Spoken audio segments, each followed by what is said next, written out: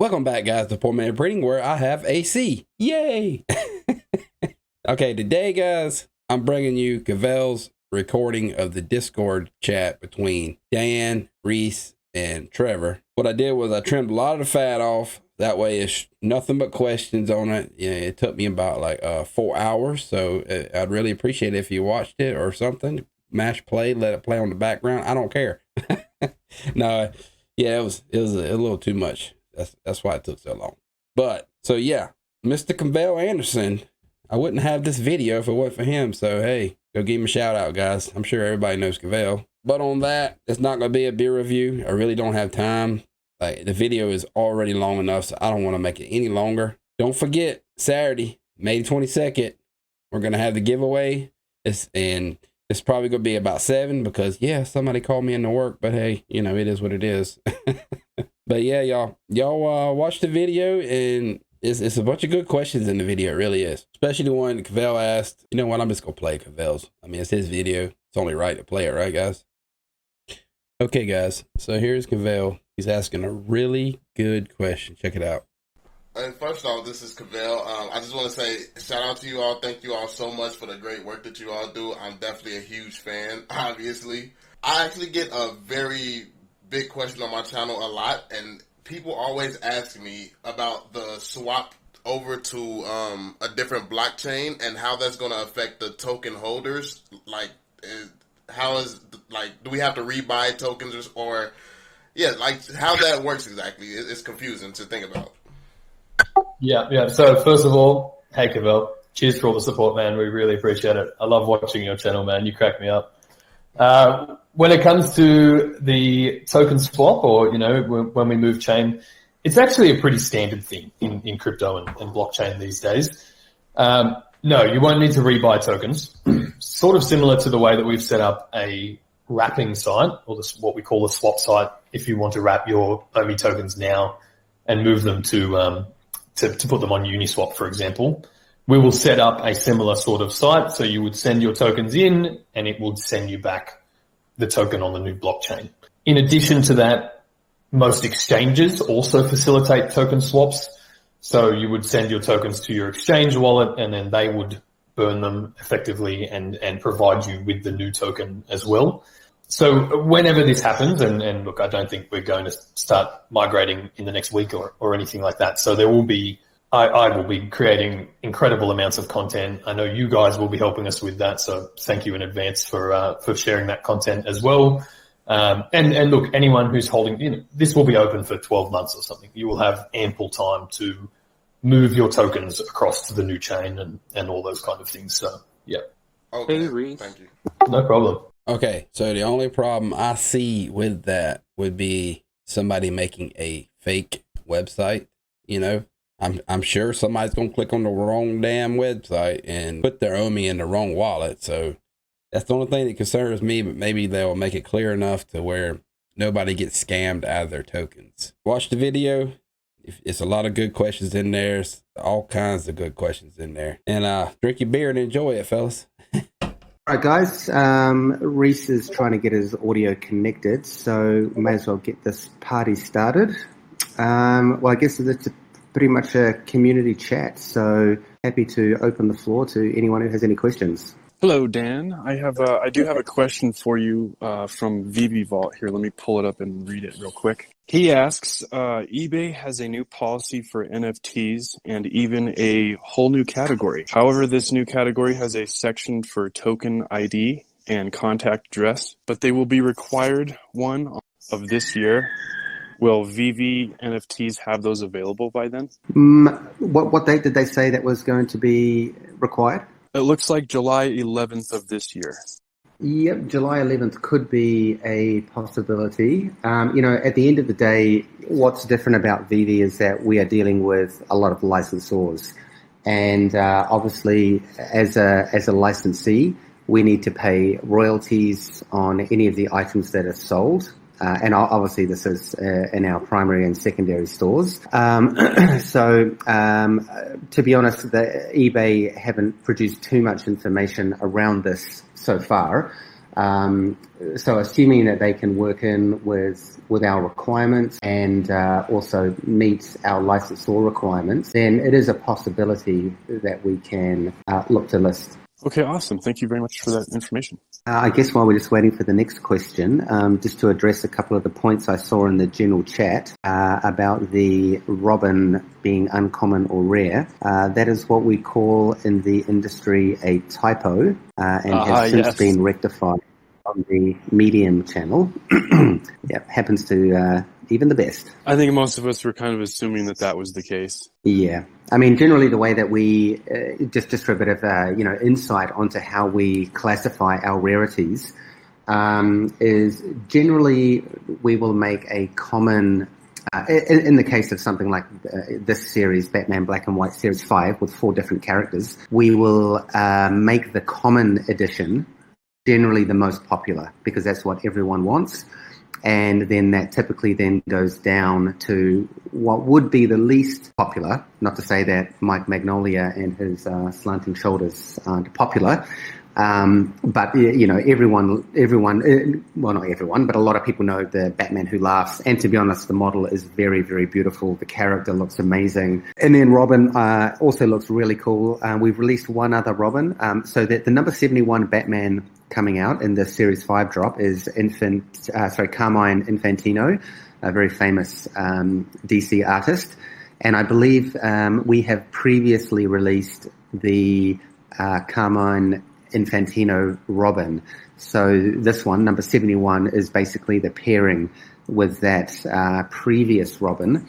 If any of you have that, then you can go for the pair. Oh yeah, those will be really nice together. All right, I'm open to any other questions, guys and girls. Don't mean to discriminate. I know that we've got loads of questions in here. Sure. Yep. Let's just fire away. I am on a little bit of a time limit, so let's get through them. If you wanted to share with us a little bit about what you personally are most excited about in the next coming weeks. Next coming weeks. Next coming weeks is probably all month. I mean, I'll go out a little bit more long term. I mean, in the next coming weeks, we've got some really cool new categories from the DC range of collectibles. Very, very beautiful collectibles. So I'm pretty excited about dropping them. They should be out in the next couple of weeks. In addition to that, I believe we have something else coming from Back to the Future. And then to a little bit later on, maybe 4 to 6 weeks out, we've got some more artist work coming on board. Fairly well-known artist. So I look forward to announcing that person when the time comes.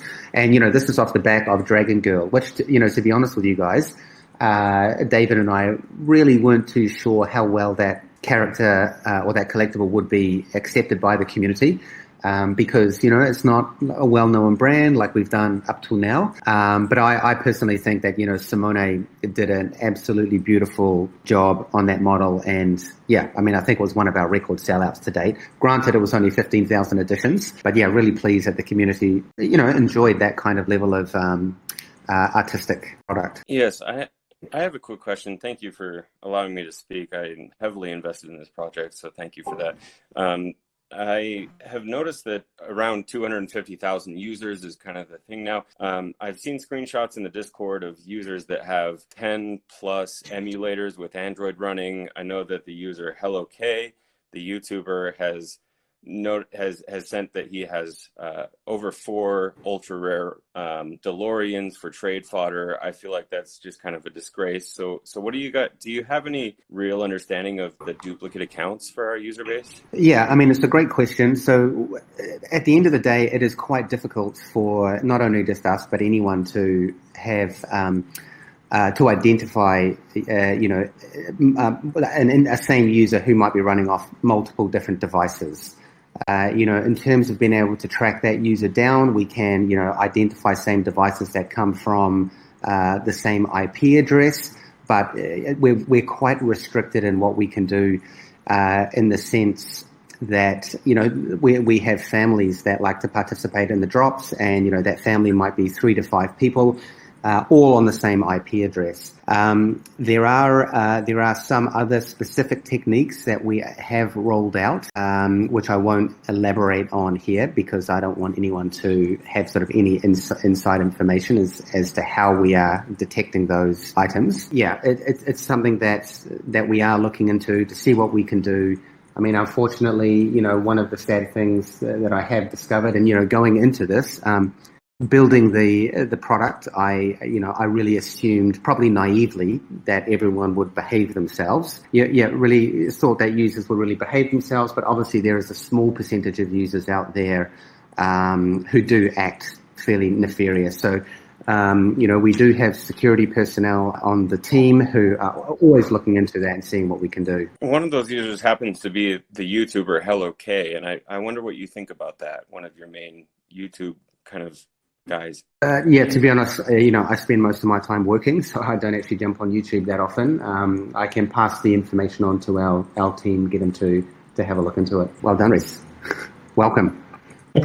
Thank you. I'll just chime in on the Hello K thing while we're here. I think Kay makes some incredible content about us, especially to have someone with his experience in software development and that background. It's really nice to have the input of someone who does understand what it takes to code and develop and test and build and redo it all again. So fundamentally, I really enjoy Kay's content. If you guys haven't seen it, I strongly recommend checking it out. He's got a very calm demeanor and really positive way of explaining things. So. My question is about the app. If with the amount of users that we have, that you guys have basically 250,000, instead of looking at exchanges or anything, wouldn't it be better to have the app working at 100% efficiency, like in all aspects, OMI to Jam or the marketplace, being able to handle all the users logging on at once instead of like looking for exchanges and all that? Like, it'll be better for the company in the long run. Yeah, well, I think your general assumption there is that, we are not working on improving the app and instead we're spending our time doing something else, which is, the wrong assumption to be making. While we are looking at exchanges and other things like that, the majority of our time, in fact, 99% of our time goes into engineering of the app. I think just one thing to consider is that, number one, VeVe is a complex beast. It is basically 4 apps in one. On top of that, we've got Unity integration. Then there's all of the blockchain integration in the background. I really don't think many people understand the depth and the spread of the technical capacity of what goes on in the app. And second to that, as I think I might have mentioned on a few other videos, right now, in terms of our roadmap, we anticipated we would have 20, maybe 30,000 people. Our initial expectation would be pretty happy if we had 60,000 active users by the end of the year. As you guys know, we're actually closer to 300,000 users now. And when you build an app, to cater for 80 to 100,000 users, and that record gets smashed very, very quickly, then a lot of re-engineering has to happen in the back end. And that's not stuff that we can just, whip out some new code here and there. It's actually quite a complex pipeline. And also to remember that, when you buy something on VeVe, you're not just basically clicking buy, adding it to a cart, and then boom, the order's done. There is a very complex reservation system in there. And, just the third point, we are, still 4 months into this massive growth. And at the end of the day, my personal view is that we actually are still in beta. But the powers at Apple grumbled to us that we don't like you having that word beta on there. So basically we removed it. But, I think over the past 3 or 4 drops, the app is performing significantly better. This week and possibly the following week, we will be turning the market off, at least for the first hour after during the drop, just to make sure that people do have a fair chance to get in there and make sure that they aren't missing out. But yeah, please, I guess my main response to you is, honestly, we're not sitting on our bums or out there trying to do other things. We are heavily investing in the app engineering. Our user base grows significantly month on month, and we are growing and expanding the team to cater with the demand. Oh, sorry. No, don't get me wrong. I didn't mean to like insinuate that you guys aren't doing anything. I know as a businessman what you guys are going through. It's very hard with licensing, dealing with people, hiring new people. I know. I agree. I was just wondering, like, it would maybe be better to prolong for long-term investors. We don't care about an exchange. We have faith in you and the company. We would rather have the app at 100%, and then everything will fall into place. That's all I meant to say. With no disrespect to any of you guys. Yeah, no, none taken. I'm just giving you a bit of insight into what's sort of happening in the background. I mean, we have teams of people within the company that are now focusing on our exchange strategy. So by no means has that taken away at all from, our capacity to look at the app and, keep the engineering going, getting it running. So yeah, I mean, I do appreciate everyone's patience. Obviously every week, I want to wake up on a Friday morning, New Zealand time, and see a message from the CTO saying, drop went successful. And I think you can see over the next coming weeks that will continue to improve. I mean, basically, if we didn't have the market on at all during the drops, then they will run absolutely perfectly. The market is a beast, and it takes a lot of resources on the back end just due to the tens of thousands of listings. And I do understand that when we turn the market off, it's a bit of a chicken and egg, because if we turn the market off, or prevent access to the market, and then people's options expire during that time, that creates, a whole bunch of support headaches on one side. However, what we've been discussing with the dev team recently is that we're going to probably turn the market off for an hour after the drop, potentially longer. We'll just see how it goes depending on the addition size. And then for any options that do expire during that time where the market is taken offline, we will automatically extend those options for 3 hours, just to make sure that the seller is not, the seller doesn't miss out on the highest value. Thank you very much. All right. I had a quick question, if I could, regarding the master collectors. I had a question about being an OMI holder and, future staking. I've heard rumor or, that there's going to be some kind of a master collector version for OMI holders. Does it differ for people that have collected sets now? Or will there be two? Will there be two sets of rewards that are similar, or will they differ from each other? If that makes sense. Yeah, great question. Thank you. So the Master Collector program, obviously the massive uptake we've had of users over the past few months has required us internally to, really focus on a lot of re-engineering to cater for the demand. And because of that, some of the features that we had planned, like the Master Collector, have been pushed back a few months. But to give you guys some quick insight into the Master Collector program, essentially the whole idea is that, we want to reward users who really participate within VeVe. And that the reward system will be in two different kind of tiers, I guess, if you will. Number one will be based around your Master Collector level. And that will be based on, number one, the collectibles you've purchased, collectibles you've purchased, and then also in-app activity. And the reason that we want to split the Master Collector leveling up into two different phases here is because, at the one end, you've got someone who's a total baller, can come in and throw down 30 grand on a golden Moogly. And then at the other end, you've got users who would love to be able to throw down 30 grand on a Moogly or whatever. But, they just don't have the financial capability to do that. So for us, we just want to make sure that it is really fair for everyone. And so for that reason, your Master Collector level will really be based on, number one, the number of collectibles you own, but also, number two, is that you can increase your Master Collector level through in-app activity, and to give some examples of that, it'll be like posting, successfully selling in the market, successfully making payments within the 24 hours and not getting banned for 3 days, sharing content, anything to do with actual in-app activity will go towards your, will basically give you points towards your Master Collector. And the reason we're doing that is because, to allow users who may not be so financially sound as some of our others, they still have an advantage to climb the master collector ranks. Otherwise, if we don't do that, then it just comes down to whoever has the most money wins. And, we want to be a lot more fair to our users. Now, the second part of the Master Collector program will basically be a whole series of badges and awards. So number one, season 1 badge, a set badge. And that set, if you have 5 sets, you'll have a level 5 set badge.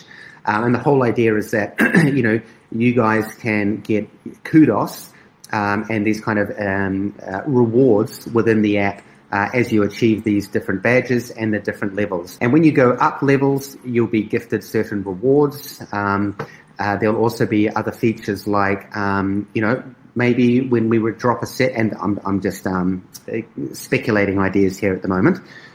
When you advance up a certain level, we may give users who are, say, level 5 and above, have the first 5 minutes to get an ultra rare. And I think, as I've mentioned previously, as you go up the levels, you may have the option to get into drops, a few seconds earlier. It can't be too much earlier because otherwise, it starts to become a little bit unfair.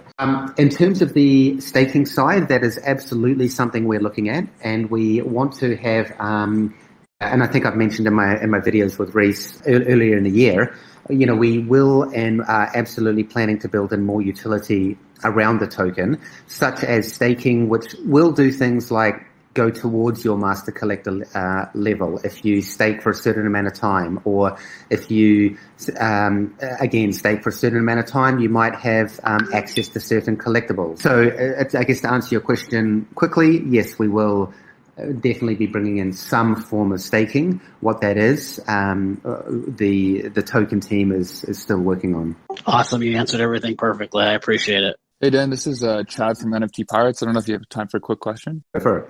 Great. Thanks so much. So obviously, huge fan here. We have a very small channel, but very engaged users.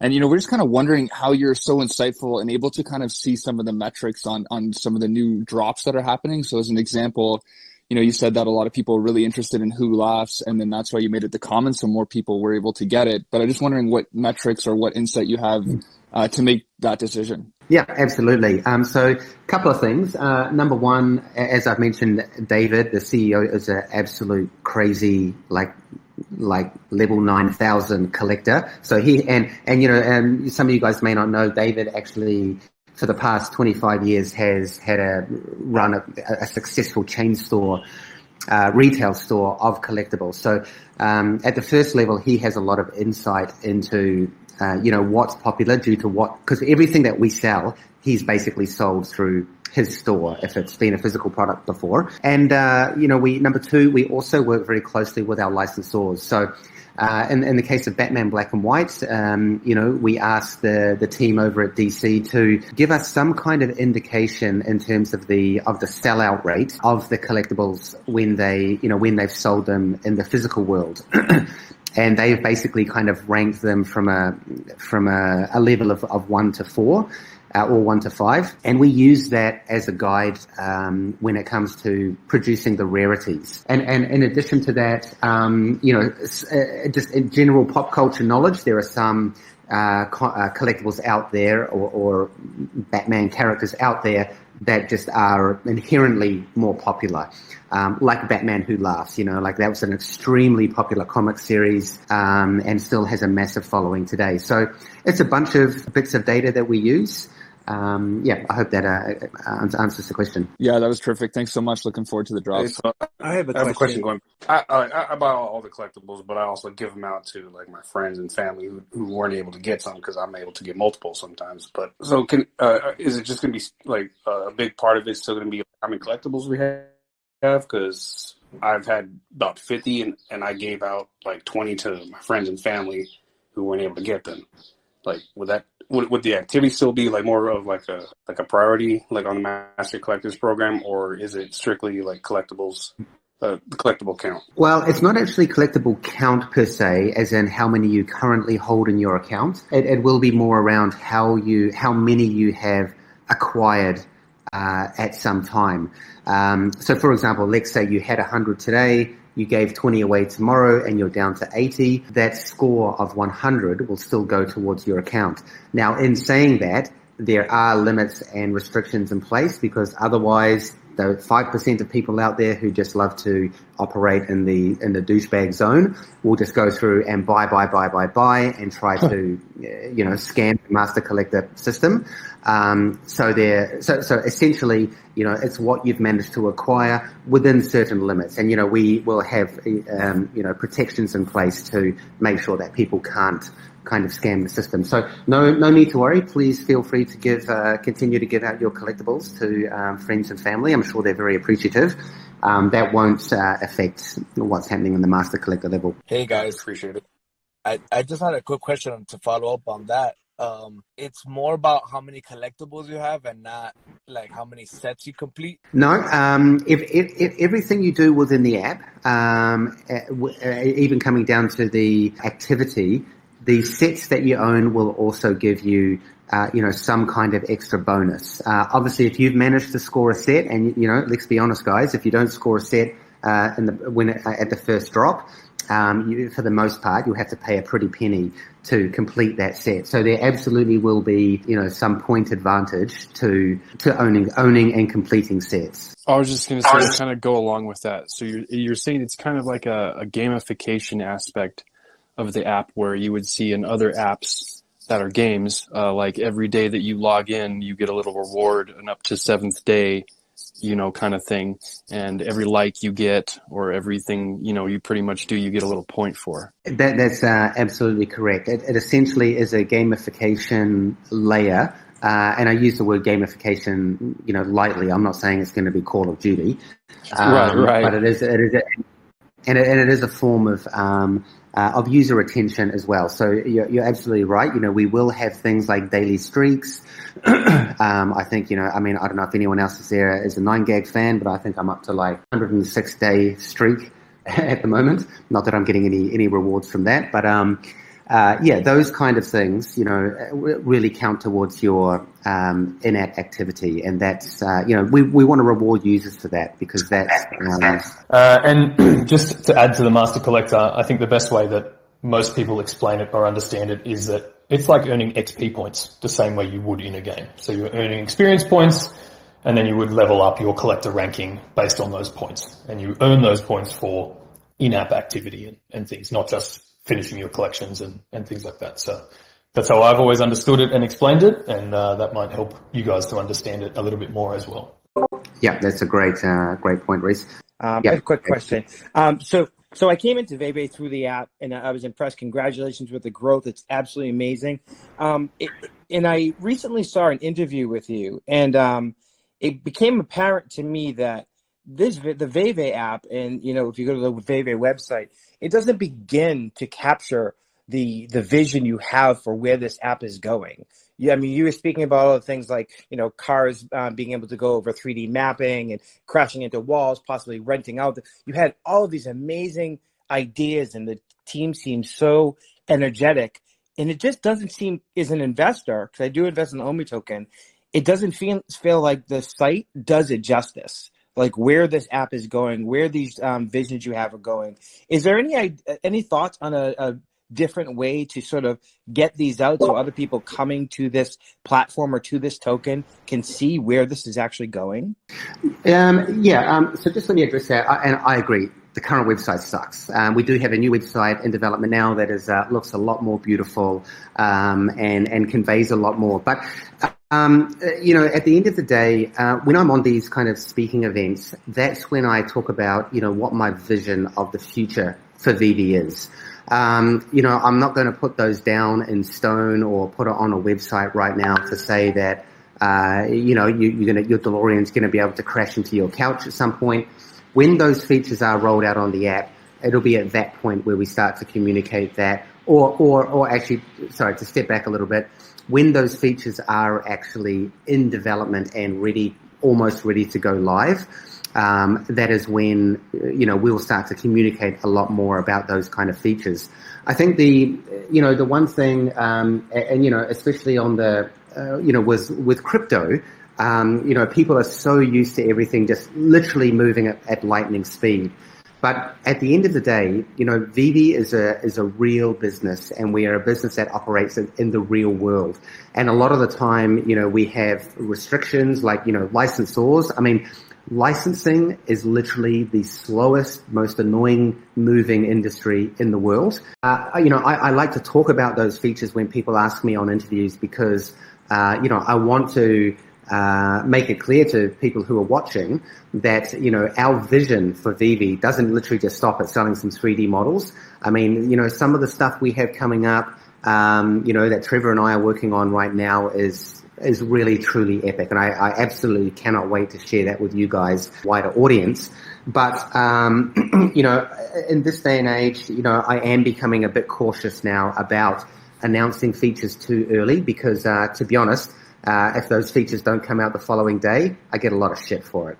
And, most of my day is dealing with shit. So, I'm really trying to minimize that now. So as those features become available, and I can assure you guys that there is a lot of awesome stuff coming, we will start to announce them. But, just to circle back to the timing thing, both David and I and the wider team have already invested 4 years in this business of basically back-breaking 18-hour days. And, we are absolutely here for the long run. VeVe has an opportunity to literally become the dominant player in this space. In every type of NFT that is out there at the moment, no matter who they are, we can basically do, and we will be doing coming up in the future. So, for any OMI token holders, I would like just to say that, please share in our long-term vision for this business. It's not a crypto pump and dump. It's a real product backed by a token. And it is important for us as well to make sure that, this all works in the real world because, sometimes the crypto world can be almost like its own little nexus on its own that can be a little bit disconnected of how a real world business needs to operate and run. But thanks for the question. That's a great one. Nice. I might just take a moment to add to what you've just said as well, Dan, just so people understand that aside from the website, even though it may seem like there's a bit of a disconnect between the token and the business, that's part of the design. We've built VeVe to be for the mainstream. Now, we understand that right now a lot of our audience has come from crypto, and that's how they found it and why they understand NFTs. But crypto is intimidating, very intimidating for people who don't come from this ecosystem. And as they are the fandoms that we are trying to access, it's always been an integral part of the design to keep that in the background. So there's never an intention to go and post a lot of OMI token things on the VeVe website, for example, because it just adds a layer of complexity that most fans and collectors aren't going to want to learn about or be interested in, let alone, how confusing it can be for new users. So I think that part of the design of the app needs to be consistent across all of our public facing information so that we can continue to access the mainstream audience, because fundamentally that's how this app grows to millions of users. That's where the users come from. And if you're paying attention, or if you're from the crypto side, well, then you understand the value proposition of holding the token for the long term. I have a question. You said earlier about you were talking about gems or staking in general is definitely on your radar. Could you elaborate on that a little bit more? To be honest, I don't want to elaborate on that too much right now. Once we really have refined exactly what the plan is going to be, I don't want to elaborate any more than what I did previously. When we have that more nailed down, then we'll start to release information out into the public. But as I mentioned earlier, what I will say for now is that staking is absolutely on the cards. I can't promise when that's going to happen, but obviously I know that it is a fairly high demand, especially for the OMI holders. But we do have, as I mentioned, a lot of other utility coming to the token. We want our OMI token holders to be able to have some advantage over your average user who comes in just spending dollars. So we are working on some pretty cool things on that side. So yeah, really all I can say is, please stay tuned, and we'll be releasing that information as it gets more confirmed. Got it. Thank you. Hey guys, I kind of had a couple suggestions, not really any questions. But when it comes to, so I've done a lot of buying and selling on eBay. I came more from the collectible side, not from the crypto side. I collect the basketball cards. And one thing that helps me a lot in eBay, and I know it helps all of us a lot, is like a countdown, like a little clock whenever we're doing auctions. You know, for the items, that would be very. Another thing I was gonna say, like when it comes to the feed, is there any way that you could put like a time limit on people so that they don't spam stuff? Yes, yeah, I know. Thank you. 100%. You know, we will actually have some limitations coming out very soon to the feed, which will basically mean that you can only share X number of market listings per day. Our support team does reach out to people who do spam the feed to basically say that they're going to lose access if they continue to do that, because really it just ruins the experience for other people. And the feed is one of the other things on the radar that, needs to undergo, a few improvements. And really, like I've said before on a number of videos that I've done with Rhys, we're really looking at version 1 of VeVe right now. So the feed, all of those kind of things, as we scale up and we start to discover these sort of potential issues that come out from having so many users, we absolutely are aware of what's going on there, and we'll be putting some restrictions and limitations in place, and we'll more than likely tie those limitations into the Master Collector program. If you're a Master Collector level 6 or level 7, you're a trusted user, you've been through the app, you've done XYZ, and because of that, you will have greater capability within the app. And in terms of the auction countdown, 100%, I've absolutely heard feedback from the community, so that is also something we will be implementing. And also, just on the note of auctions, we do have an update to the My Bids in development right now. So for those of you who are familiar with the market, the very middle button at the top says new. When you click on that, it takes you to the browse screen and sort of filters by the latest listings. That's actually going to be replaced with a My Bids tab.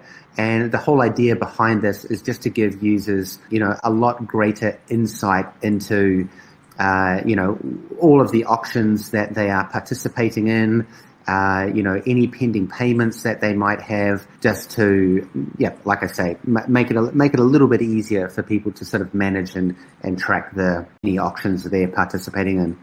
So I think, thanks for the feedback. I really do appreciate it. Cool, man. Thank you. Actually, there was one more thing for because Dave Younes was talking about moments, like doing stuff like moments in the future. But I was kind of thinking you guys do a lot of things with animations and stuff like that. It could be like cutscenes, like a Batman cutscene instead of like a moment, calling it a moment. Okay, yeah, well, I'm not really too sure what Dave is mentioning there.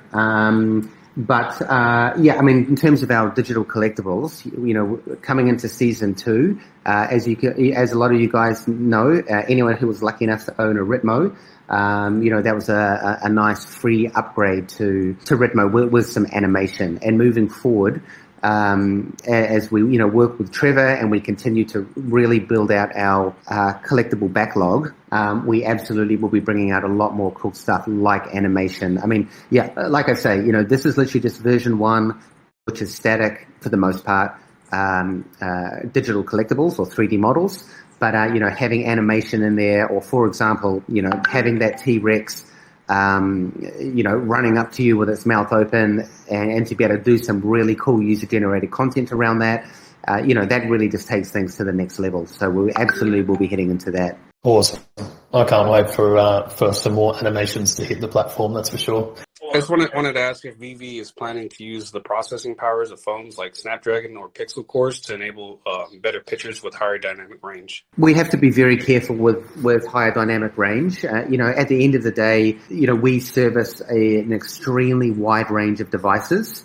However, what I will say is that we have just completed a massive upgrade to our rendering pipeline, moving it into what is now the sort of the leading rendering processing, which is called URP. And URP has a lot of really cool features. So number one, moving forward from here, once URP is implemented, which should be next week, all going well, it will actually, based on the power of the user's device, it will automatically apply anti-aliasing, so you can anticipate that the models will look significantly more smooth and more detailed as a result of that.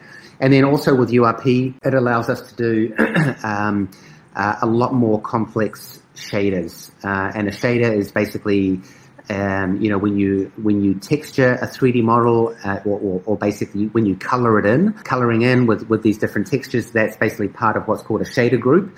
And with URP, it opens up the opportunity to have, significantly better shaders that are very well optimized for mobile. So at the end of the day, we have to consider the fact that we are operating on a wide range of devices. And, for the more advanced features, we just have to be careful. It gets difficult to roll out certain features just for specific devices, rather than, rolling out something that everyone benefits from.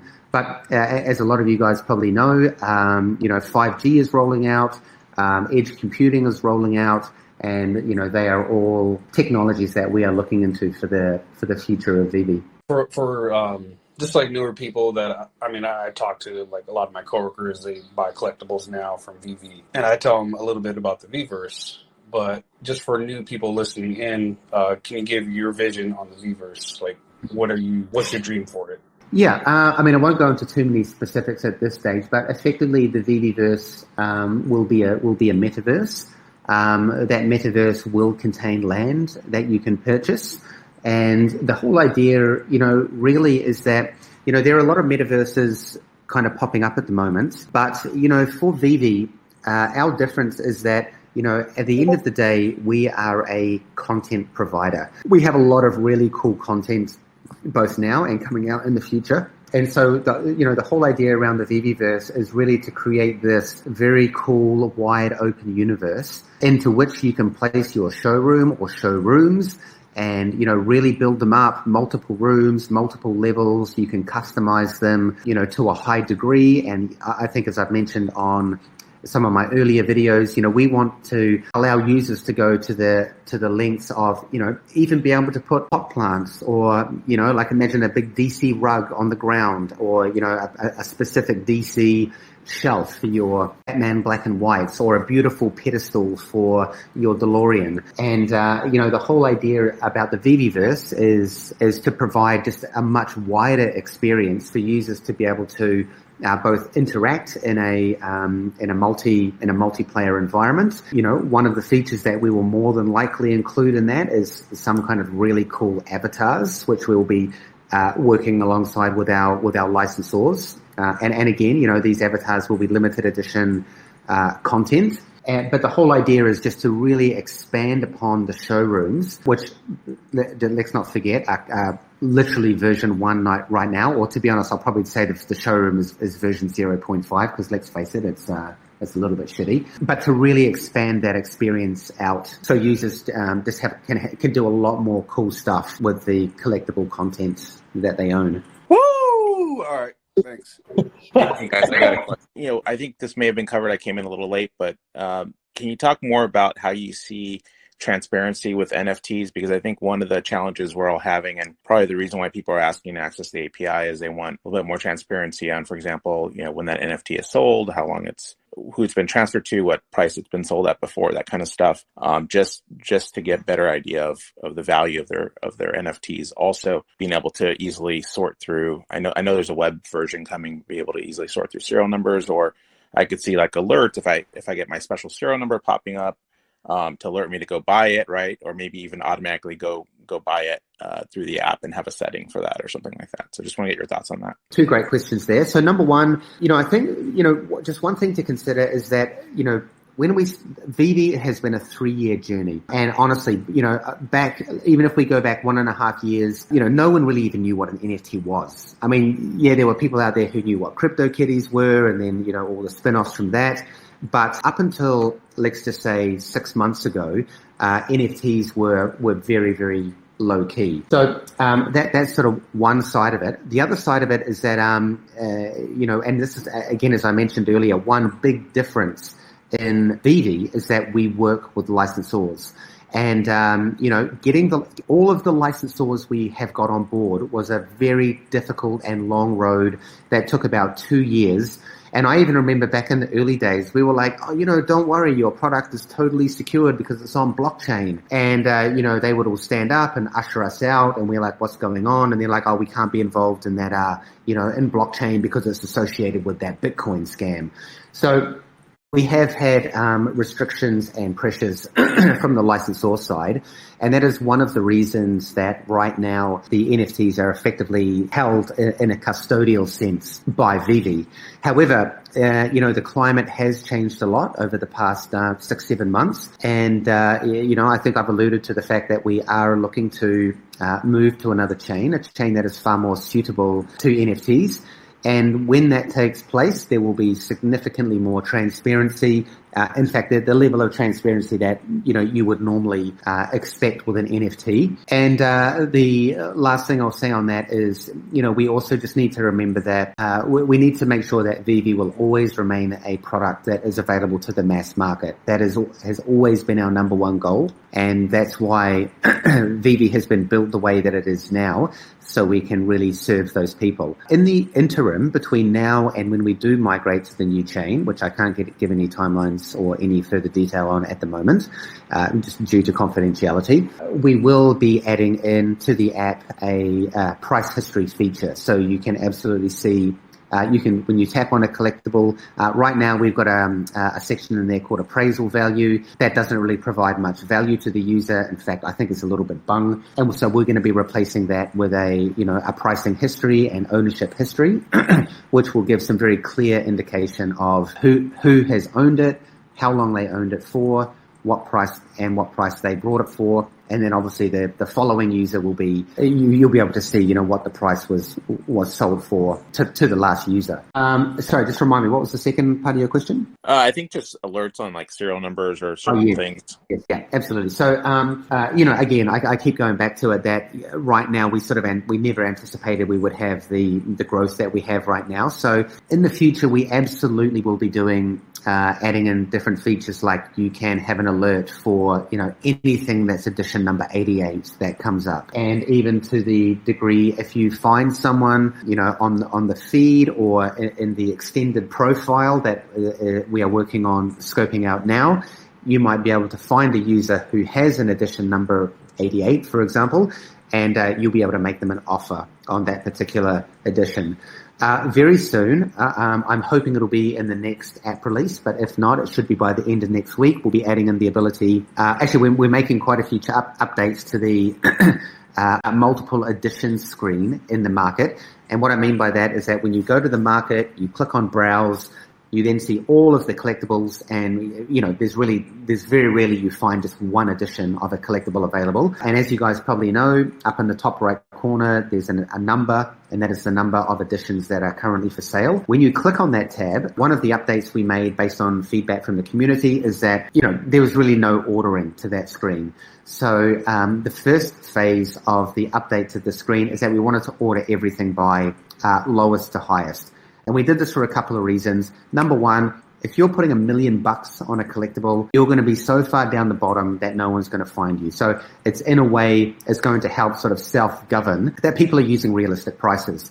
Now, one of the issues that came up from that is that now, of course, you have to scroll through pages of auctions before you get to the buy now. When you browse to this multiple screen, there will actually be 2 tabs at the top. One will be buy now, which will be by default sorted by lowest to highest. And then there will be an auctions tab, which again will be sorted by lowest to highest.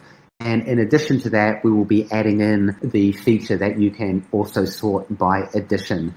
So this change, and just remember that, this product goes through iterations all of the time. So, I really enjoy getting the feedback from the community. So anyone, please feel free to throw your ideas or your gripes in the feedback channel, because it's very valuable, to us to understand what you guys are looking for. And so the whole idea around, making this upgrade is so it's very easy to participate in buy now. It's far easier to participate in auctions, and you can, in a more easy way, find the specific edition number you want by filtering it by lowest to highest edition. Thanks, Dan. Really appreciate the explanation. Looking forward to the updates. Awesome. That's good to me. Thanks, Dan. Yep, we'll let you go, mate. Just a big thank you for swinging by and fielding some of these questions. I'm sure everybody appreciates it. Yeah, no worries. And honestly, thanks so much, guys, for participating. I never anticipated there'd be 380 odd people in here. Thanks very much, everyone. Really love your support. And enjoy the rest of the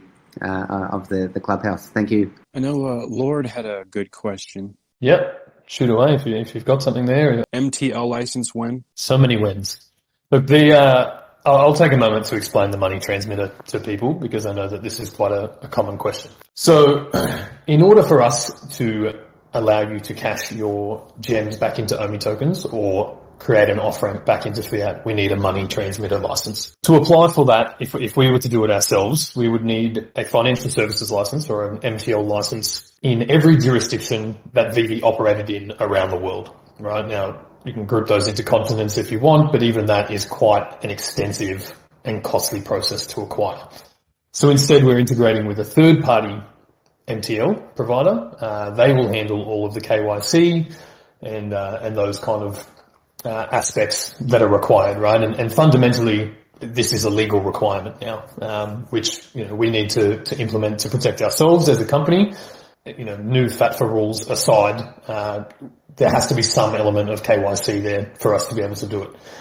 So same as most of our developments, it definitely got pushed back a few months to optimize the app and re-engineer those systems. I believe it's back on the table, and the last I heard Dan say, look, I hate to put dates to these things now because they just seem to come back and bite us in the bum.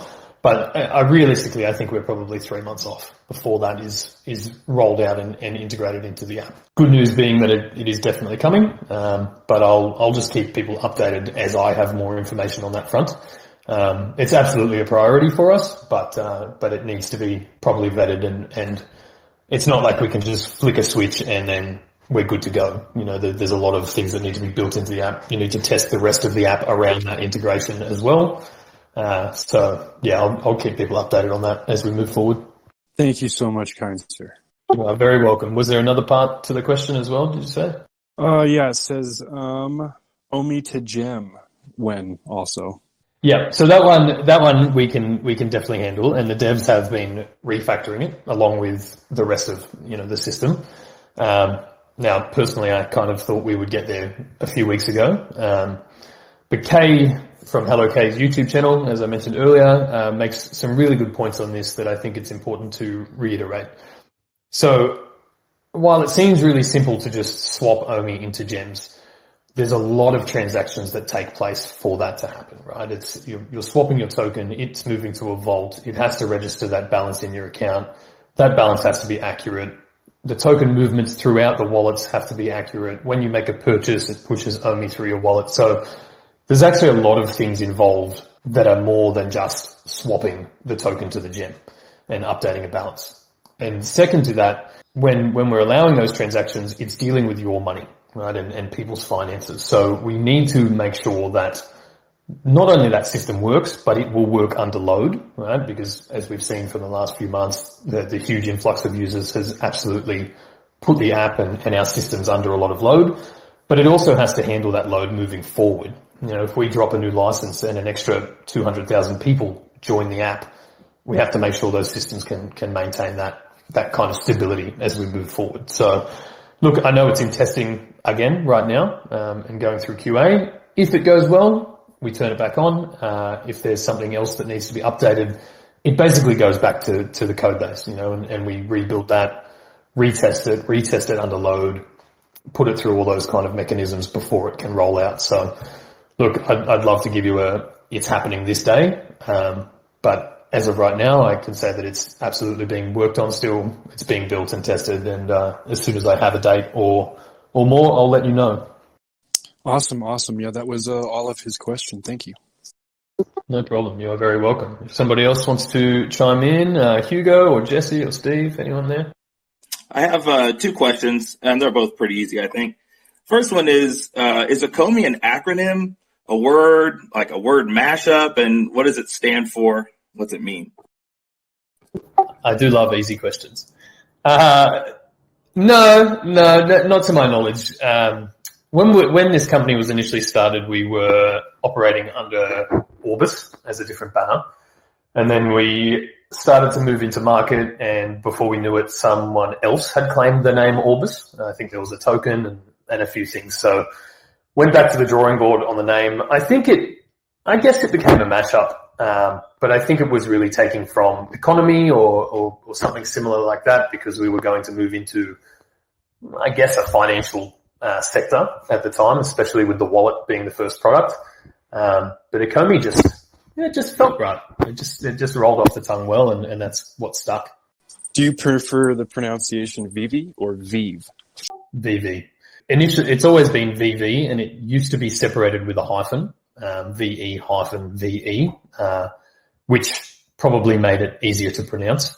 But we also owned the trademark of just VEVE, and when sort of 6 months ago when we started launching the app, or maybe a little bit earlier than that, it became very apparent that people were Googling without the hyphen.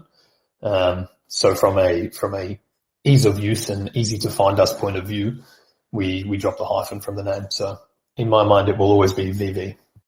Now, when it comes to the speculative bubble, no, I don't think we're in a speculative bubble to start with. I am a firm believer that the free market decides the price of these collectibles. Now, I really think that some people get a bit too greedy when they list these things, and yeah, maybe early on people were willing to pay higher prices for them, just because there was some excitement there and things like that. But fundamentally, the prices that are set or that people can sell their collectibles at are determined by the prices other collectors are willing to pay for them. So a price dropping below the price that it was sold at, and really I'll take a moment to point out that our collectibles are very fairly priced in the store compared to a lot of NFTs that are available in the space. If somebody's selling for less than that, well, that's their choice.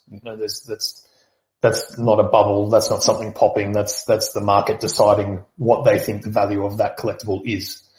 Now, moving forward, as we continue to bring on new users and actually access the fans of these brands, I think that people that are holding these season one collectibles probably stand to receive some returns from those things. It all just depends on the person on the other side of that screen. Are they willing to pay more for something than you bought it for? Are they purchasing it because they're a fan of the brand and they actually really want that collectible?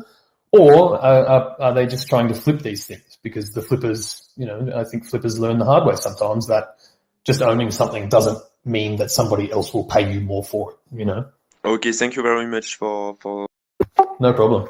My question is there any plan to introduce a different process or system for drops, such as like a queue, like the NBA Top Shot, or something entirely different to relieve the rush that everybody's going at the same time? Going to be sometime soon or down the road? Thank you. Short answer, no.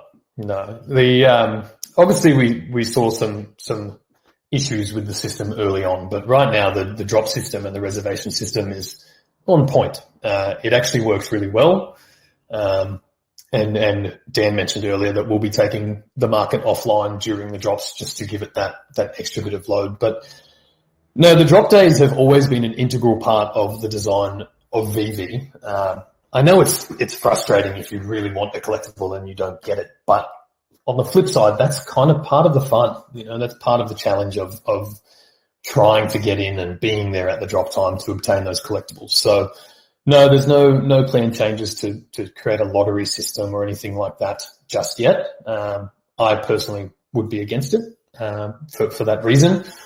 It's also, from a business, from an app point of view, it helps with app retention as well.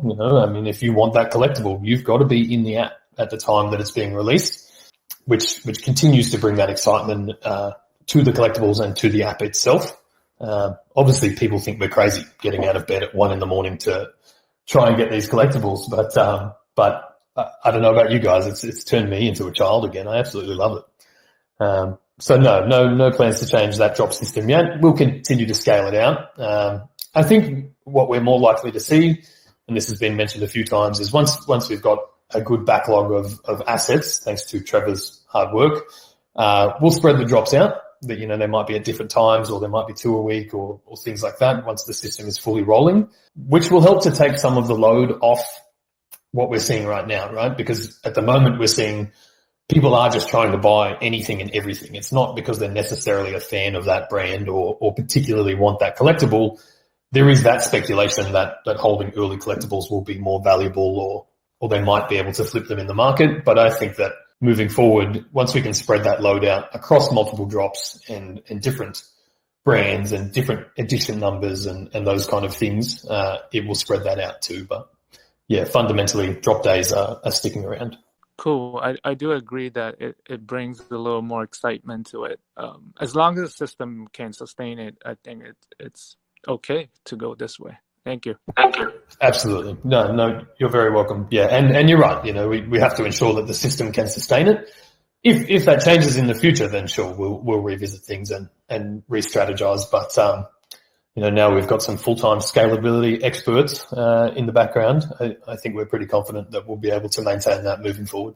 Hey, Rhys. So thank you for letting me speak. And I know that a lot of people here in the Discord are heavily invested in both VeVe and Ecomi, and so it's hard to not correlate the transition between the two.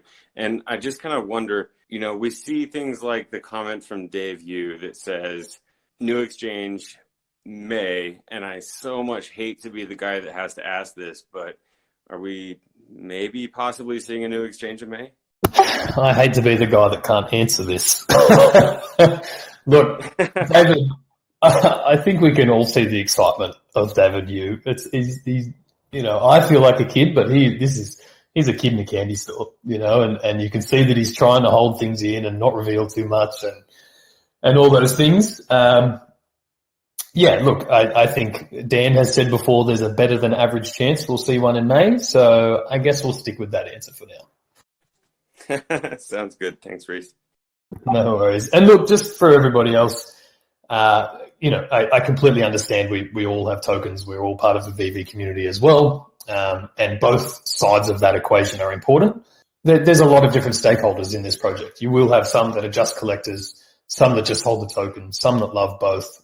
So we really are trying to cater to all communities and subsects of our, you know, of this space. And with that comes plenty of exchange listings and a lot of things on the crypto side as well as the collectible side.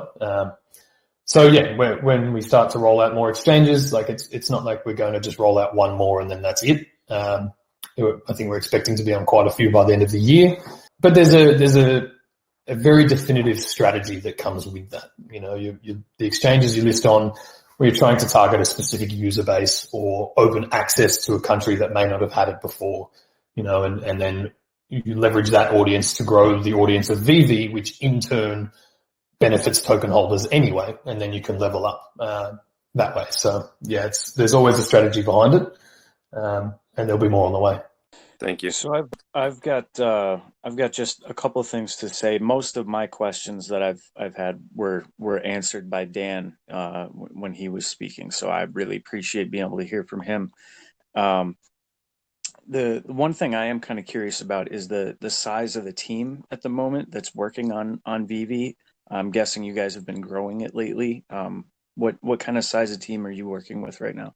Yeah, that's correct. We have been growing, and I guess from here on in, we will always be growing. I think at last count, Dan said, you know, we had about 25. In terms of core team that has been around for the last 4 years, outside of the devs, there's probably 5 or 6 of us. But the dev team is what's growing exponentially now. You may have seen on Twitter, we've put out some more advertisements for some a senior engineer, I think, and a back-end engineer, something like that. So yeah, I think in terms of team, 25, maybe 30, and that will continue to grow with our needs. All right. I really appreciate you clarifying that. The question that I had for you was, I wanted to know your thought process when it comes like, how do you decide when on drop days what countries get availability or the whole world? Yeah, so I think this is something that some people really misunderstand. We aren't the decision makers on that in terms of which country. That depends on the licensing agreement. So right now, our license with Cartoon Network, at least for Powerpuff Girls and Adventure Time, I'm pretty sure it will be for the other Cartoon Network brands that we have on board as well. It's the licensing agreement itself that limits where those products can be sold. Now, that tends to come down to the licensing agreements that those companies already have with other companies for merchandising or sales rights or things like that. So where Cartoon Network, we can only sell in China, in the Chinese stores. Ultraman, for example, we could sell globally outside of China and Japan. That's because somebody else, or I think it's a branch of Tsuburaya, has the licensing rights for all merchandising or all product design or sales within those jurisdictions. So it really just comes down to the licensing agreement itself and the agreement that we have with those licensors. That's weird because, I mean, we could just buy it on the secondary market. Now an American has it, So it's like... Yeah, absolutely. And look, that's a beautiful way that we have designed something in to allow everybody to still collect their favorite brands, right?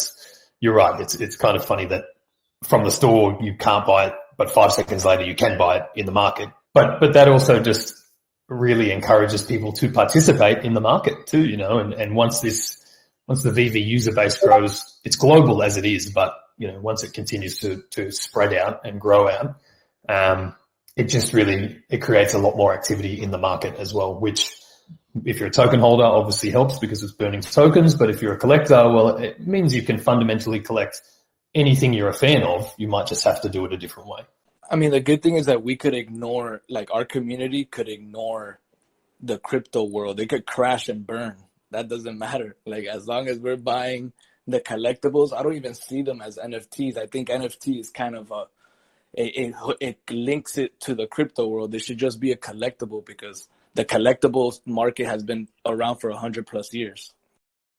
Exactly right. And like we said earlier, that's why the app has been designed this way. It doesn't matter what's happening in crypto. If you're a fan of something and here's this brand or this product you absolutely love, and now you can show your fandom, by collecting that. You don't need to know about crypto. It doesn't have to have anything to do with it.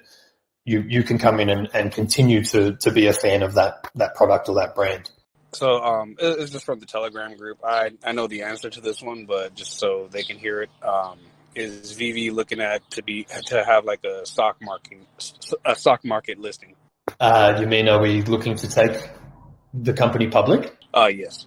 I think it's a little early days for that. Cool. Yeah, I knew the answer to that. I just wanted to ask for him. Yeah, look, no, I mean, I don't really want to speak on behalf of Dan and Dave on this one, but aside from being too early, opening yourself up as a public company means that you have to deal with, fundamentally public companies have to change from being user-based, which is what we're building for. We're building this experience for you guys, to profit-driven, and that's not how we operate now, and that's not how we want to operate. And that's why I love you guys. Thanks, man. Love you too. I came in 2 months ago with the NFL license. With there being 1,500 players in the NFL, is there any plan for how you guys are going to handle that? Because I can't see dropping 5 players at a time and maybe hitting every fan base.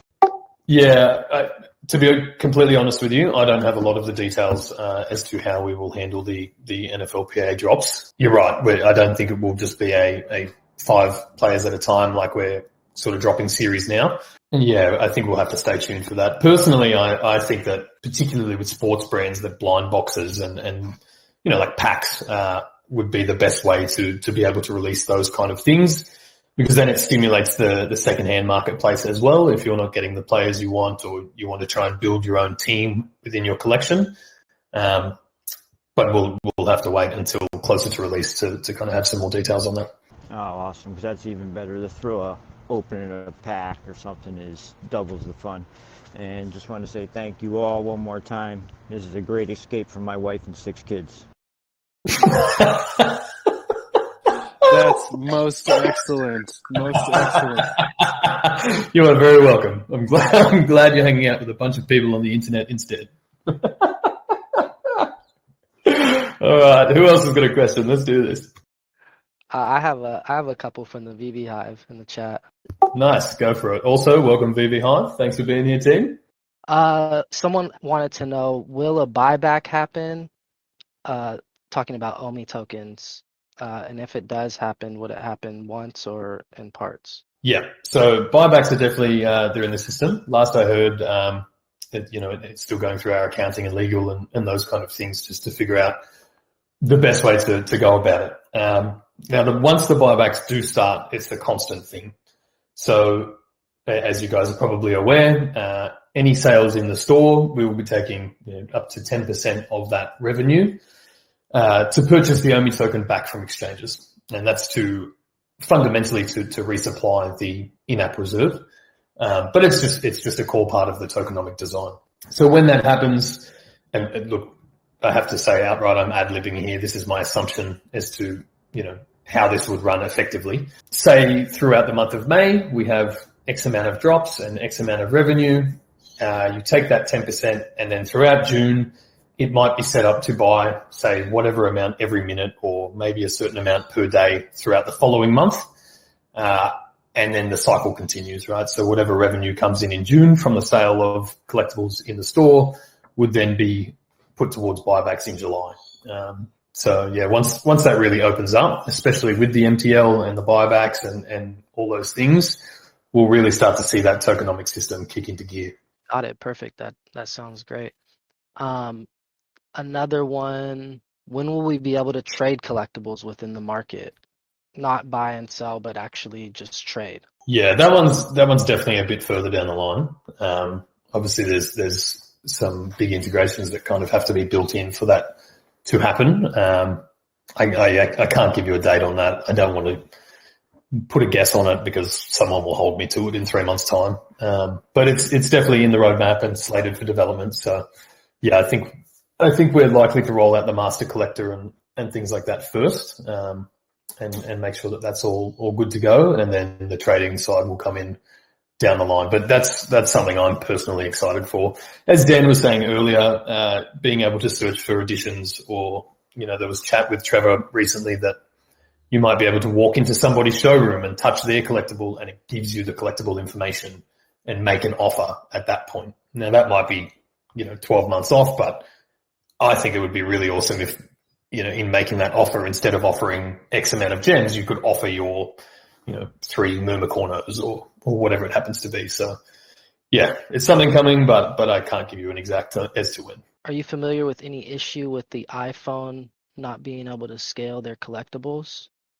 Yeah, iPhone SE, it seems to be the only one that is affected, and the devs are aware of it, if that's the phone they're using, and they're building a fix. So yeah, I think the same thing was happening.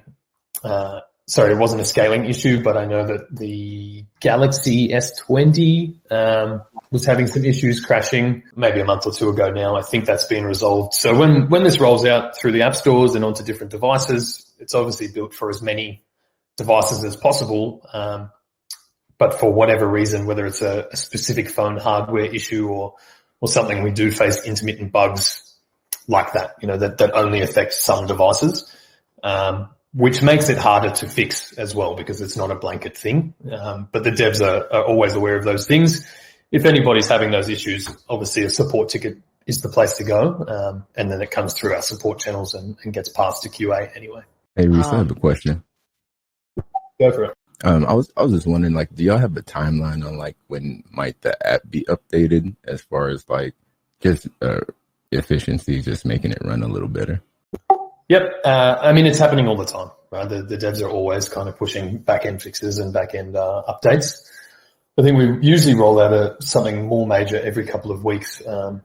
But for the most part, my experience is pretty seamless, and I think that 95% of people would say the same. Is there a specific issue that you're facing? Mainly just scrolling through the marketplace and things like that. Just it refreshing kind of weird. Just having a smoother experience, I guess I would say. Yeah. So I think a lot of those things will probably be sorted with those sorting updates that Dan mentioned earlier, when the next update to the market and things rolls out. But I know what you mean. As you're rolling through, it doesn't seem to refresh as quickly as it could. So that's all a scalability thing that is constantly in development. So welcome, Trevor. Jumping in. Yeah, making a surprise celebrity guest appearance for anybody who has Legends. Cameo. That's it, guys. For anyone that doesn't know Trevor, he is our digital production extraordinaire. Now, Trevor, I think you're jumping into a chat with Dave from marketing pre-drop. Is that right? Yep, I'll be there in the morning. Nice. Well, while you're here, guys, if you've got any collectible questions, send them in. What do you mean by collectible questions? Well, Trevor is the man responsible for creating our collectibles and our assets. So if you have anything more specifically related to that side of the business, let's grill him. Hey, Trevor, how you going? Mark here from VeVeVerse. Yeah, a lot of people are asking about the Batman Who Laughs. We saw the mock-up of the interchangeable weapons and stuff. Can you say anything about that? Because obviously it's dropping tomorrow. I actually can't because I actually didn't work on that asset specifically. There we go. Okay, so potentially down the track, but not very soon. I don't want to make any promises there. Yeah, I'm not, sorry. I know I'm really coming out of the gate swinging here with a great answer for you, but I don't really have an answer for that one right now. Sorry. That's okay. Hashtag soon. All good. I guess it's just in general, a lot of people have been asking about, like add-ons to the models, right? We've seen the nice present you gave us last week with the animated model. So a lot of people are keen to know, like, when can we accessorize or do anything with our models there? It's definitely something we're looking into. One of the challenge, at least from a content to development challenge, it's like we have enough where there's so many models in the system, and there's obviously going to be so many more coming in the next coming months. So finding something where dedicating time to building new stuff as well as revamping, improving old stuff, it's going to be a balance that we have to strike. It's something I'm interested in, but like the things that I want to look for is like, what can we do that's going to deliver value to a lot of models as possible. It's like it's more efficient, but it's also, it just gives everybody that boost, if that makes sense. Yeah, for sure. Nice. Also, thanks for jumping in here when you've just woken up, Trevor. That's really appreciated, mate. No way, it's late at night. I haven't gone to bed yet. Hashtag Team Rhys. Yeah, Team Rhys or Team Trevor, you tell me. Yeah, I have a question for Trevor and Rhys, which is regarding the NFTs that are audio/video. Trevor would, I assume, maybe play a less part in NFTs that would play audio, maybe like a record or something like that, and how you feel about that. And also, as a follow-up to a previous conversation we had earlier with Dan, is with Rhys, I know that you're a fan of Hello K, and we talked about him, having a good place in the YouTube place, but he also is, one of those quote unquote, in Dan's space, 5% douchebag scenario where he's collecting NFTs that are ultra rares that nobody else has access to because he has multiple accounts. And do you have anything to speak about that? Not specifically about K. I mean, it's not something that I'm aware of. But obviously people see the potential future value of these collectibles. So I'm not surprised that is part of someone's strategy. But same as I said before, it's all well and good to collect multiple of a collectible, but the free market will decide whether they're actually going to pay for those collectibles. So I think some people will be on the wrong side of that equation and be left holding some things that they probably can't get rid of, or they have to sell for a more reasonable price. And as Dan mentioned earlier, with the market listings now sorted lowest to highest, if you're asking an unreasonable price, you're going to be so far down that list that, why would you skip a collectible that's half the price only to go to one that's twice the price, So I think that really we'll keep building in ways to make this more equitable for everybody moving forward anyway. Fair enough. Are we going to see album covers, records, anything like that? And how does Trevor feel about, the 3D models and everything like that with audio plays and videos and things like that? Yeah, so it's like, it depends on what we're doing with it. So audio and video are interesting because that's almost entirely a licensing challenge than a content challenge. Actually getting audio or video to display in engine is fairly simple, and when you do it once, you can kind of do it for everything.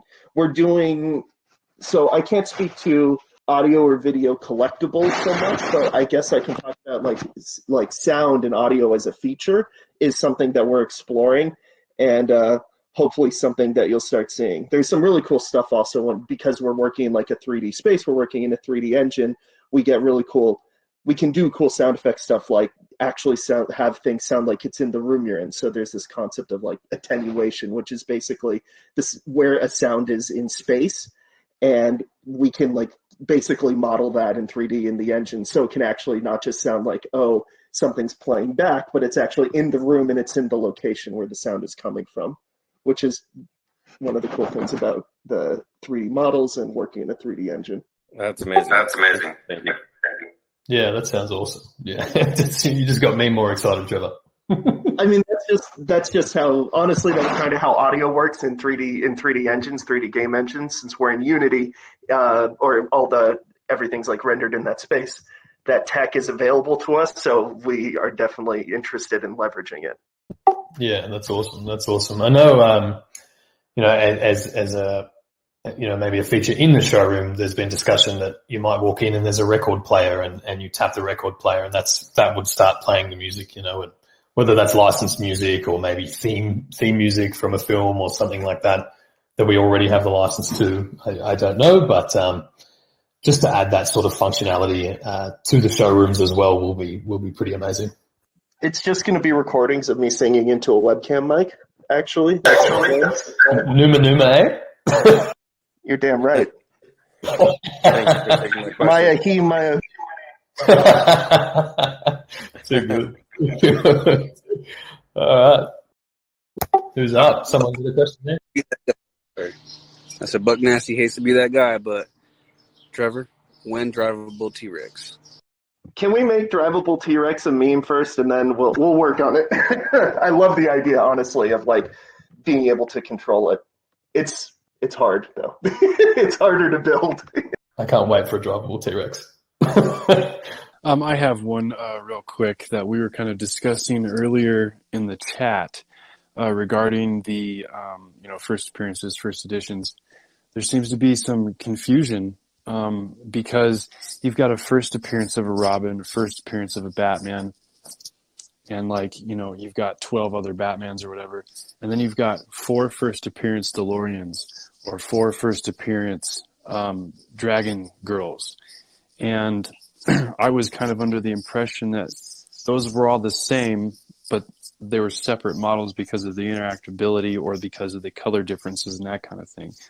But there's still kind of debate as to what the actual reasoning for that was. Can you clear that up for us? Yeah, to be honest, I will have to get confirmation from Dan as to exactly why. But my impression is the same. When it comes to Batman, the first appearance is the first time that Batman has ever appeared in this kind of format. And obviously the first editions were the rest of that Series 1. You're right. I think that the stance we took with the DeLorean, because they were all technically different models, they become different collectibles and therefore are first appearances.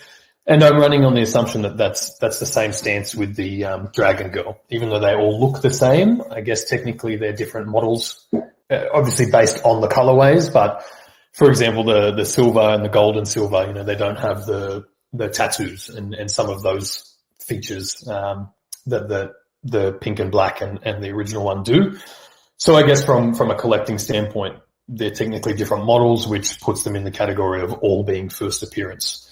Now, presumably we won't then release a second round of Dragon Girls, because, I feel like they've been done. So I don't know if they'll always, I don't know that there'll be another Dragon Girl that won't be a first appearance.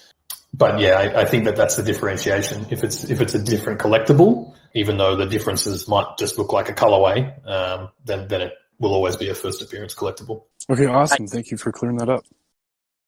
Can I ask a couple of questions? I'll allow it. Okay. Rhys, so basically I have a question for you and Trevor. So I'm getting one of the questions from the Telegram groups is that they're asking regarding the UI because they're complaining it's kind of basic. And is there any timeline that you guys are gonna redo it? And the second question is for Trevor. I've seen you in the YouTube videos that the shadows in the models was bugging the hell out of you. So on a technical perspective, how easy it is for you to implement the users to adjust the shadows that it matches in real time, so photos will be more pleasing. Trevor not liking shadows? That doesn't sound right. All I do is to hate. I hate on the chat. It's too good. Look, I'll jump in first. Do you know what specifically they're referring to when it comes to the UI? They were mentioning it's kind of basic. It doesn't really catches the eye. It's not quite intuitive. I mean, that's all I'm getting from the chat. So I'm just passing it on. Yeah. No worries. That's a fair comment. I think we've kind of said a few times now that this is version 1 of the app, and right now, I mean, it's visually appealing, but it's definitely functional. And that's been the focus for now, to make sure that it has to be easy to navigate, or as easy to navigate as we can make it, for new audiences that come in, and obviously people that are new to the app.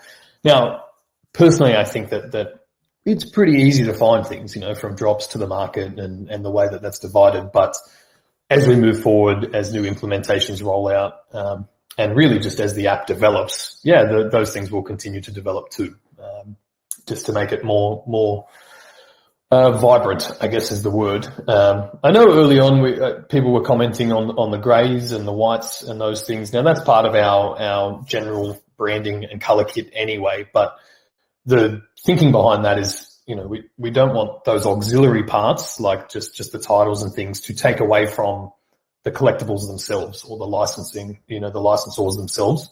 That's really where the color comes from, and that vibrancy that adds to the app. So I think that will always remain the focus, because that's where ultimately we want your attention. But the app will continue to develop as we move along. So hopefully that answers the question a bit, and I'll let Trevor talk to you about some shadows. First of all, I will say that I also agree with the UI. It's something that we'll improve upon. As far as shadows go, shadows are actually, lighting is, okay, dirty little secret about game development. When I was working at Sony, basically we had a 33 millisecond frame budget, which basically means everything that we're trying to draw on the screen has to be drawn in 33 milliseconds in order to maintain the frame rate. Of that 33 milliseconds, about 20 of it was dedicated just to lighting, because lighting is extremely expensive and extremely complicated to do, especially in real time. So for us to make lighting improvements and shadow improvements are some of the most complicated things we can do. There's a lot of steps we can take, but getting it to look better while still being performant is very challenging. So we're looking for those kinds of things, but it's going to take time, and it's also the kind of thing like if we're on mobile hardware. So we're just going to be limited by the hardware to some level until the phones continue to get a lot better. That's just kind of the reality of it. But it's definitely something we're looking into. I also think part of the problem isn't just in-engine lighting, but kind of how the pictures, like how the app is actually taking pictures and doing image capture. But I'm not entirely sure about that. I can ask. Right. Thank you so much, guys, for doing this. Thanks. No worries. And just on the topic of image capture, I know there's an update coming soon that will also let you take video in the app as well and share directly to socials or to the feed and those things, because right now I think most people are just screen recording. So just to make everyone aware that is also coming. I think there's also a bit of a compression thing if you turn your phone landscape instead of portrait. Sometimes your collectible gets a little bit taller when you take that photo. So just another thing that is being worked on as well. Hey, question, Rhys. It's been a while since we've got an update on the number of users in the app. I'm wondering if you can give some color on number of users, number of daily active users or monthly active users. I also heard that there was some demographics, that there's a decent amount of female users, which is pretty exciting, for games and things like that, or an app like VeVe. Can you just give us some more color, I guess more on the investor side, right? The OMI token holders, on just how it's looking and the engagement level. Yeah, to be honest, I'll have to get an update from Dan on that. I don't see the daily numbers. Obviously, we said 250,000 a while ago. I don't think we've hit the 300,000 yet. Obviously, we're getting a bit closer. But with all the, from a user point of view, if you're a new user, you come to the app and you can't purchase anything in the store and everything in the market is overpriced and all those things. It's not the most attractive first impression to a lot of users. So yeah, look, I think that the new user growth has probably slowed a bit, as I think we probably all expected at this point, without having pushed any of our marketing out.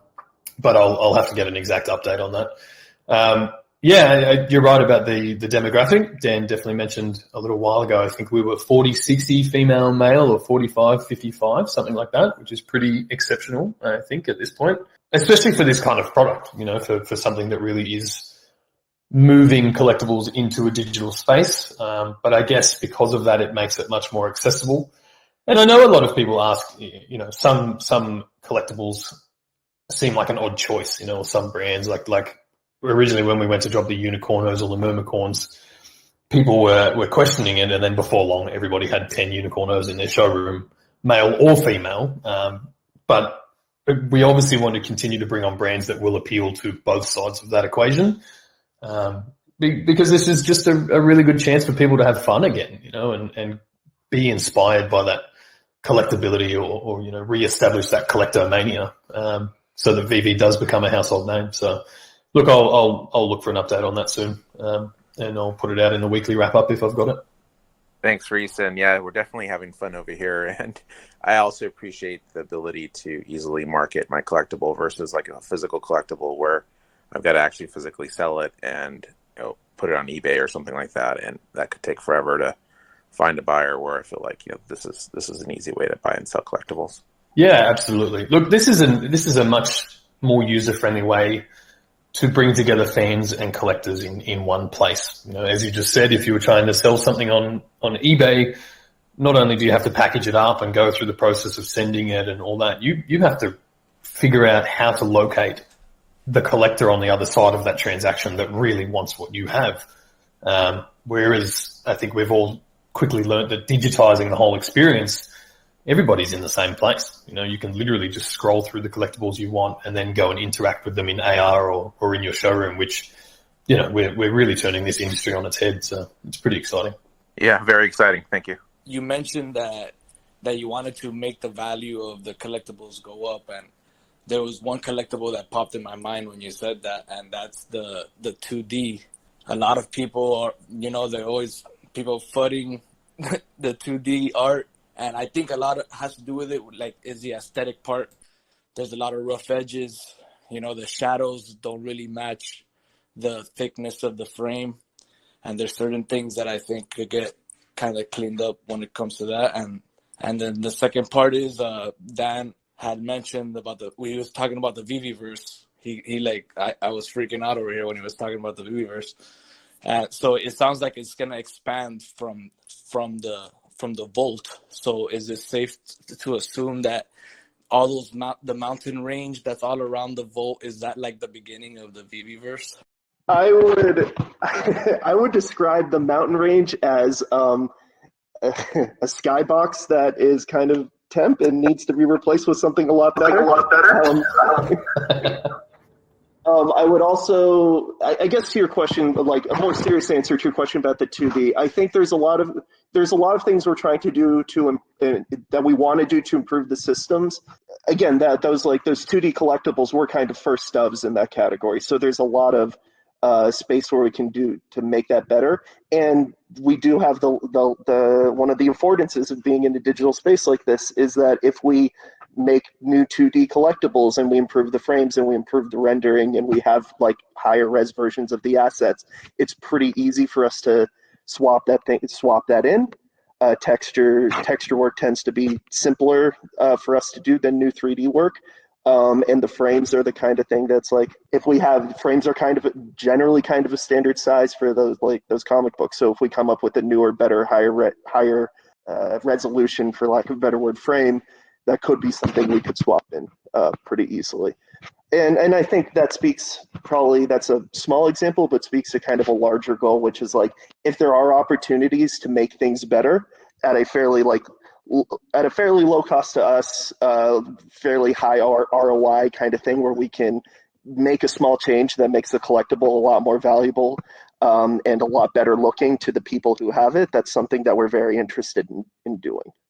Well, I think there's a difference between like the frame being cleaned up and like changing a misprint, because sometimes misprint as a collector is even more valuable. Like that, one of the Harleys has an earring that's all weird.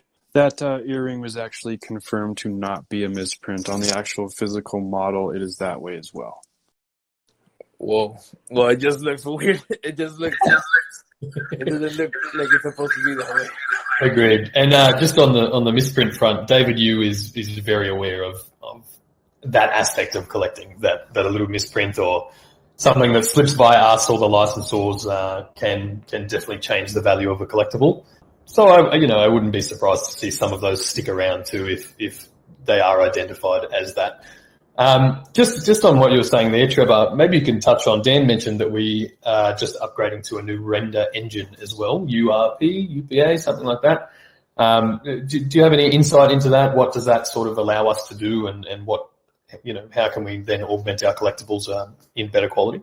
All right, so for those of you who know a little bit about Unity, for the longest time they've had this thing called the Standard Render Pipeline, SRP, and in the last couple years, they introduced a new thing. There's two of them. There's HDRP, which is the high definition render pipeline, which is mostly for very high NPC or like virtual production work. And then they have URP, which is basically a more performant and more fully featured render pipeline for basically for kind of like the application that we're using it. So that was kind of the upgrade we made. Immediate improvements are going to be harder to notice on the collectibles, but the value is it's certainly a lot more performant, and it also allows us to build like new shaders and more custom materials and stuff more quickly when we start getting to a world where, along with sound effects, visual effects is something we're interested in, and URP opens up opportunities for like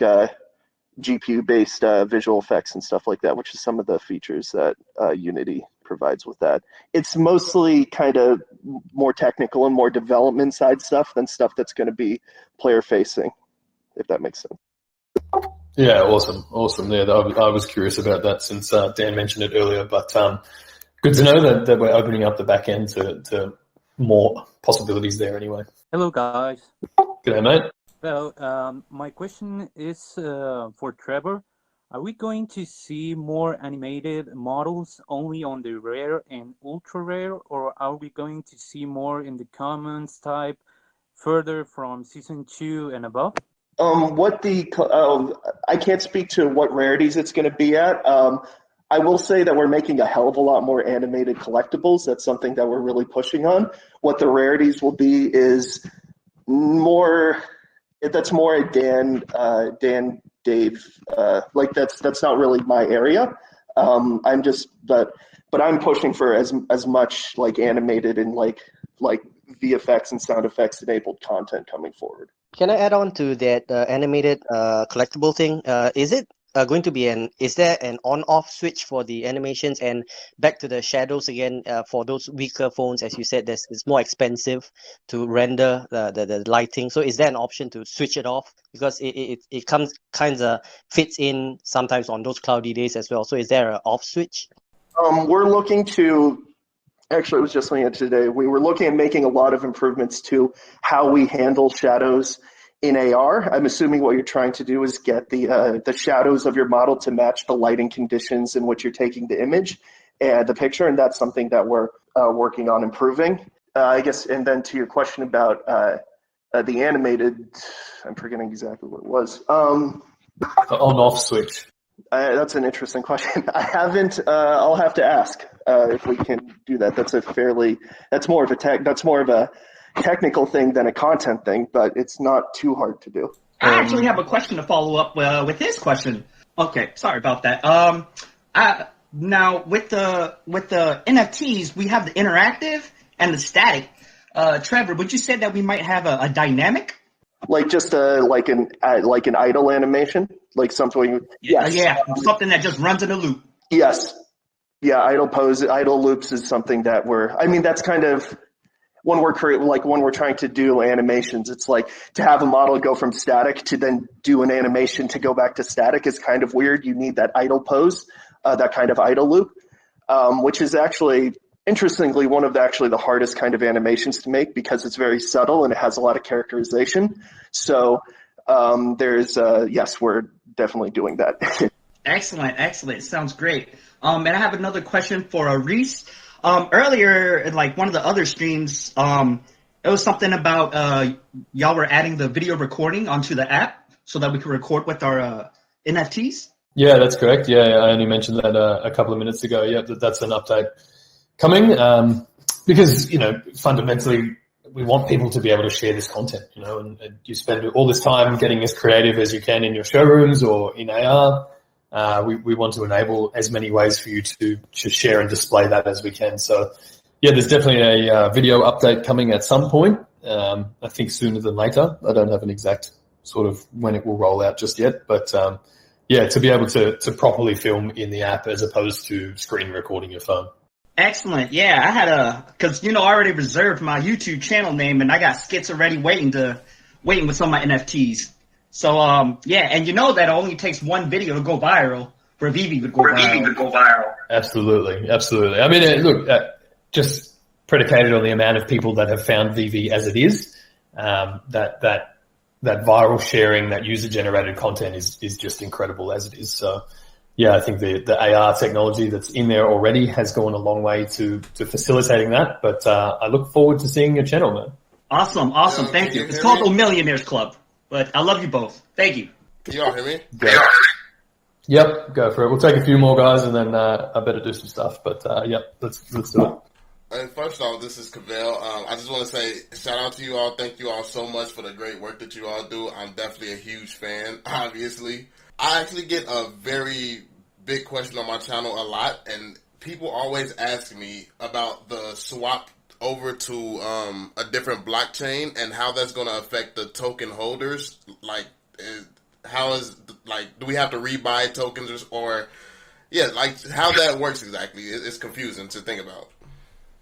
Yeah. So first of all, hey Cavell, cheers for all the support, man. We really appreciate it. I love watching your channel, man. You crack me up. When it comes to the token swap or, when we move chain, it's actually a pretty standard thing in crypto and blockchain these days. No, you won't need to rebuy tokens. Sort of similar to the way that we've set up a wrapping site, or what we call a swap site, if you want to wrap your OMI tokens now and move them to put them on Uniswap, for example. We will set up a similar sort of site, so you would send your tokens in and it would send you back the token on the new blockchain. In addition to that, most exchanges also facilitate token swaps. So you would send your tokens to your exchange wallet and then they would burn them effectively and provide you with the new token as well. So whenever this happens, and look, I don't think we're going to start migrating in the next week or anything like that. So there will be, I will be creating incredible amounts of content. I know you guys will be helping us with that. So thank you in advance for sharing that content as well. And look, anyone who's holding, this will be open for 12 months or something. You will have ample time to move your tokens across to the new chain and all those kind of things. So, yeah. Okay. Hey, Rhys. Thank you. No problem. Hey, Rhys. All right, so I had a question. Do you guys have or in the future, are there going to be more comic book collectibles? And are you guys getting into anime also? Yep, anime and animation are definitely part of our fandom verticals that we include and target. Comics, we'll have to wait and see. Goddamn! All right, we good. And I have a last question, Rhys. Yeah, go for it, mate. Well, are we going to see OMI tokens pools, like liquidity pools, and I don't know, in other exchanges or something like that, just to move around our OMI from our wallets? Not really sure what you mean about the pools on exchanges. Do you want to explain that a bit more?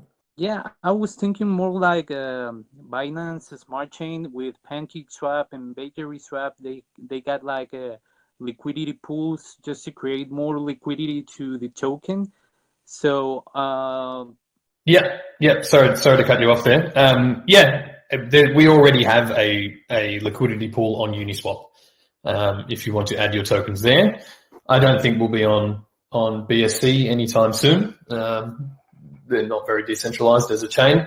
And yeah, I just think that Uniswap is a better platform. Obviously, there's fees involved at the moment, but ETH will continue to scale this year, and that will be a thing of the past. But there's an article on our blog explaining how to wrap your OMI tokens and how to add liquidity to that Uniswap pool if you would like to earn some LP rewards as well. Okay, thank you. With the regards to your Roger and Cohen partnership, can you just share some of the sort of exciting marketing strategies that they proposed that, even kind of surprised you guys? And what do you guys have to say about that? I'm not personally privy to the amazing and wonderful strategies of RSC. But if you go through their website, you can go through their individual client list and see what kind of strategies they put forward for those guys. And that's the same sort of thing that we'll begin to see with VV as well. Primarily, or at least initially, they are our PR firm, so they are helping us to get in front of a lot of mainstream audiences, I suppose, is for lack of a better term. Now that's not just pushing out a press release, but it's actually putting us into publications, and you'll probably see Dan's face on a few news spots in the next few weeks, just explaining NFTs and what we offer as well. And that's not, that's obviously to promote VV, but it's also to really secure our spot as thought leaders in the space, because fundamentally we're designing our own niche around us, and this part of the market. So RNC will be integral in helping us go to market with those kind of things and get the press that's deserved from the licenses and brand partners that we have coming in the next few months and really the next few years. And then we will also have an actual, a separate media company that's on board as well, that will help with customer acquisition, ad space, media strategies, all of those kind of things too. So yeah, we're definitely not holding anything back when it comes to our go-to market strategy. Thank you. I have one last question. Now, I know you guys work with, licenses and IP, but if one were to sort of pitch you guys, let's say a celebrity, for example, that wants to do an NFT, a VV collectible with you guys, how would one go about that? And if that's something you guys do at all? Yeah. Look, it really depends on the person or the IP. I think it's open on the VV website. There's a contact page there, and there's a section that if you are a licensor or representing someone, that you can apply and give us some information, and then we'll get back to you on it. So if that appeals to anybody, if you're looking for an avenue to get in touch or provide that IP, that channel is open there. Please don't spam us with a toy that you've made or something like that. Obviously we're working with the upper echelon of licensors, and that will always be the case. And same goes, VV as a platform, as a business, we deal directly with the licensor. So if you have a friend of a friend whose cousin's dog walker's son has a license or something like that, it's probably not the right place. But if you are directly working with or representing someone, reach out to us for sure. Understood. Thank you. The question I got is regarding the interface of some rarities in the app, for example, common, uncommon, and ultra rare. Are you guys maybe planning on adding different types of frames so that the user can easily notice what is more common or more rare? Yeah, that's definitely been a feature that has been requested, or something similar. Look, directly, I don't know. Trevor, is that in your realm of work? Is that something that you're aware of that we're working towards? Is this in reference in a 3D space or in the app itself, like when you're looking through the store? No, just looking through the store, for example, like in League of Legends. Yeah, so putting different color rarities. Yeah, that's something we've discussed. Great, thanks a lot. Yeah. Look, and anything like that we can integrate that makes it easier for users to identify something, or I mean, there's probably going to be some bragging rights attached to it if you have the gold frame thing to represent your ultra rare or something like that. So I'm sure that those integrations will come as the app develops too. Trevor, anything else from you, mate? You want to share with anybody before we wrap this one up? No, I'm going to bed. Very nice. Nice. Oh well, look, guys, thank you for tuning in. We got 300 or 400 people before, and people are tuning out now. But just a big shout out to you guys. Thank you so much for all the support, and we'll try to make this a weekly or a bi-weekly event. And we'll probably be swinging through every now and again anyway, just to say good day. I think it's a really great format for people to have their voice heard and questions answered. So thanks for sticking around. Apologies for my technical difficulties earlier on, but thankfully Dan managed that as well. And we'll chat to you all soon. Good luck in the drop, my friends.